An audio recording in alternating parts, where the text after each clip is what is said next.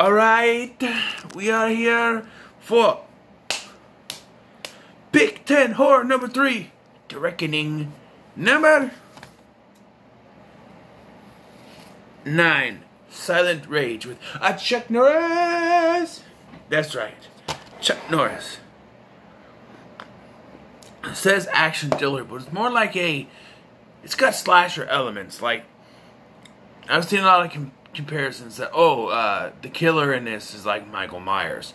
Even kind of looks like him in the shadows and stuff. But Jason Voorhees is also a silent killer. But everything's got to be Michael Myers. So let's just suck his wee-wee, okay?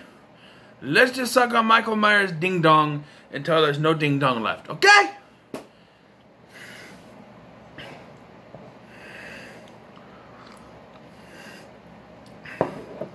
Every silent killer has to be compared to Michael Myers. That's the rule, right? Let's not forget that there's also a silent killer called Jason Voorhees. Or fucking Leatherface. But no. He's a silent killer, so he's got to be... He's just like Michael Myers. Look, I like Michael Myers. But he's not the king of all slashers. He's not even my favorite slasher killer. Freddy, Chucky, they're ahead of him. And Jason... maybe a little bit too. Michael Myers is not the best slasher. There, I said it.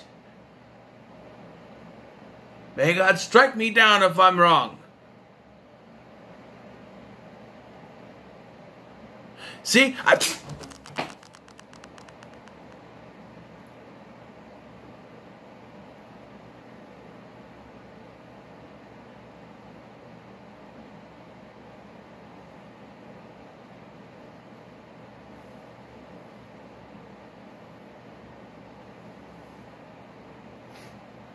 think I was really dead.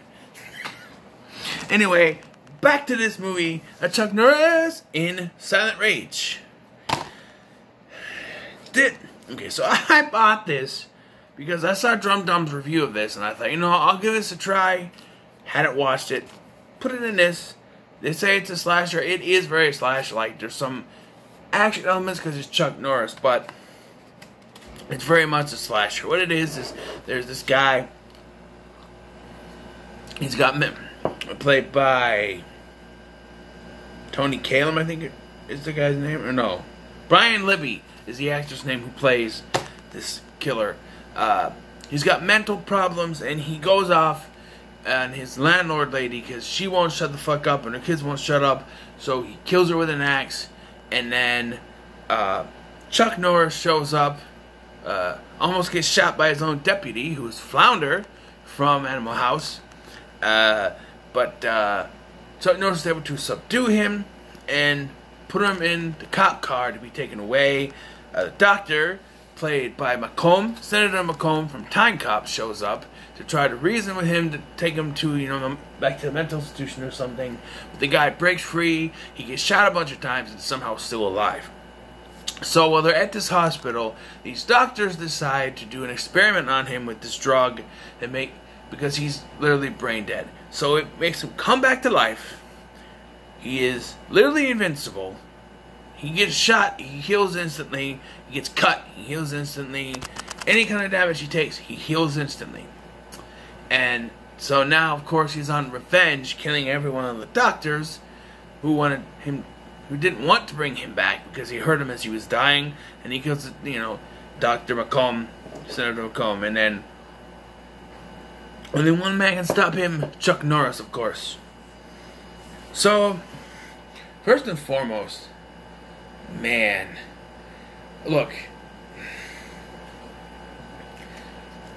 there's a reason why I love Scream Factory releases, because they actually try to remaster the movie. This movie is not remastered. It fits the entire Scream, which I like, but it looks like they just stretched it to fit the entire screen. It's very grainy. And I noticed, when I was standing right in front of the TV, I noticed there was a line down the middle sometimes. The sound was not remastered. When the gunshots, they're fucking loud.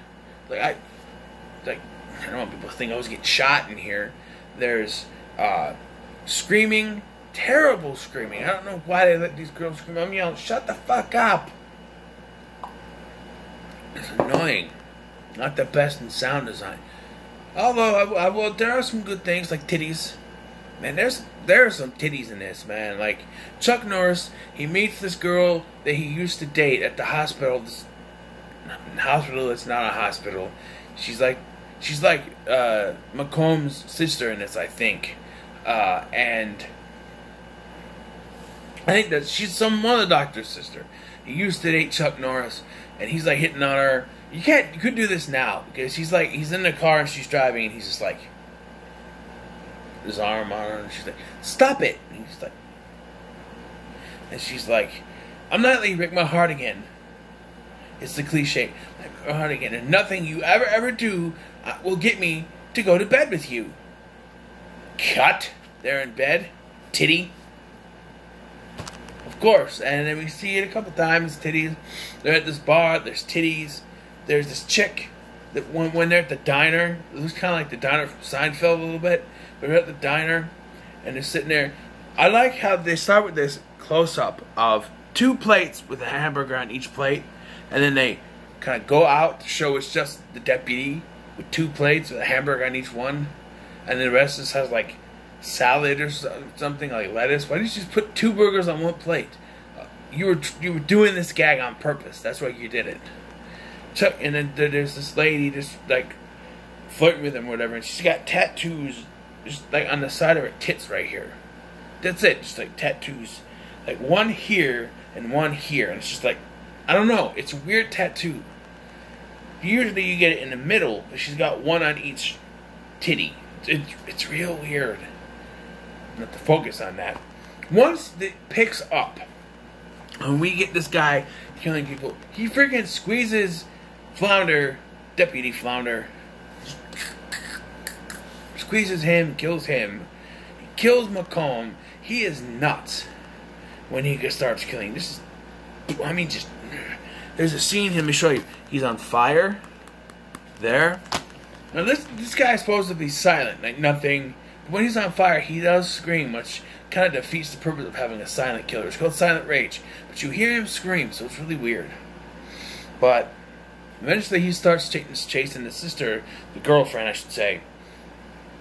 And this is where the climax picks up. So Chuck Norris and the girl left, and Chuck Norris fights this guy, and like, they know they can't kill him, so he beats him down, and he goes, like, he knocks him out a window, so he goes to check on him, and he flips around, his eye turned open, he beats him up, and they get in Chuck Norris' little vehicle, and they drive off. The dude grabs onto the bumper and is dragged around, and he gets up, and he goes up behind, and they jump out of a moving car. The dude crashes into a tree, it sets on fire, and he comes out, he jumps in the water, and he pops up, he's got burn all over his freaking face like baloney, and he pops up, and he and Chuck Norris are fighting, and Chuck Norris is hitting him, and he just keeps getting back up. And then they do this ending that really confused me. Chuck Norris and him are fighting, and it's this cool little fight scene with Chuck Norris does this jumping kick. It's this kick here, but I'll show you the disc. It's on the disc. Yeah, this disc. Hold on.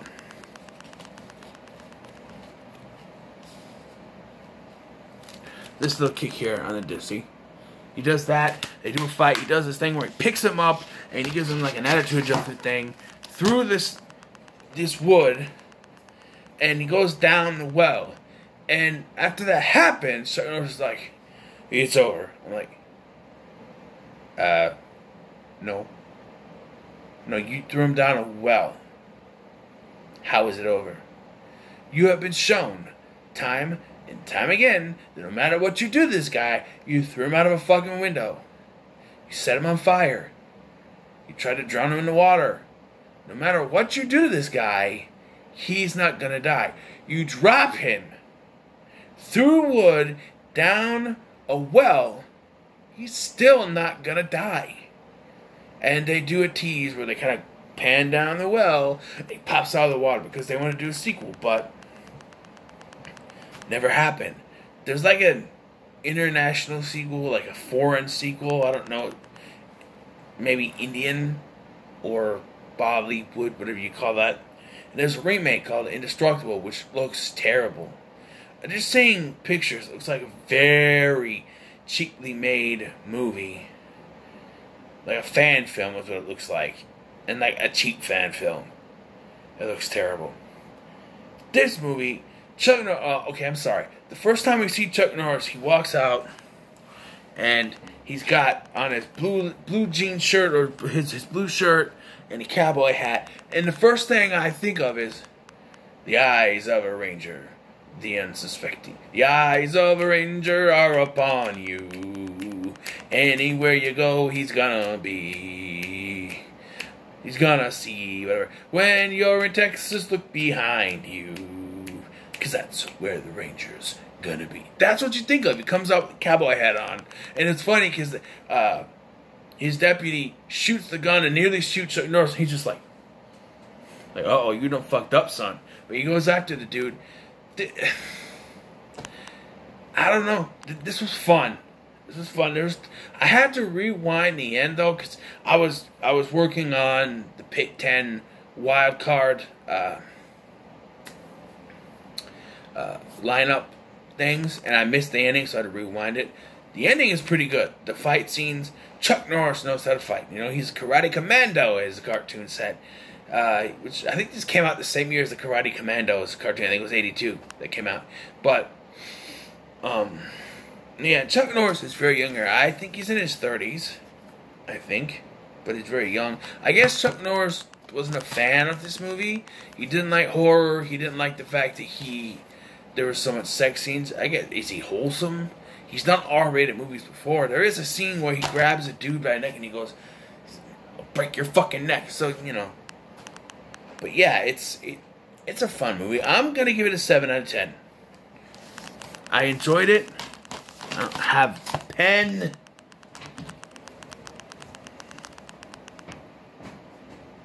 Hold on. I found it. And I dropped it.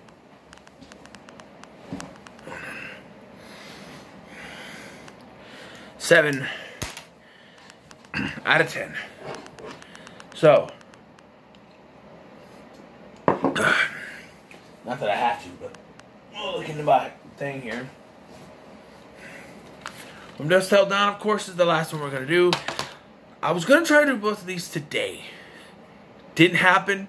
I kind of busy. Once I got done with my errands after work, got home, and was a little tired. So it took me a while to even get to watching this. But, yeah, I liked it. I might watch it again. It's just the sound is off. It's one of those things where it's not going to be like a strong rewatch for me. But I don't mind watching it again, especially for a blind buy. So, what are your thoughts on Silent Rage? Let me know in the comments below. Make sure to like, share, and subscribe. Thank you for watching. I've been Scotty, and I'll see you in the next one.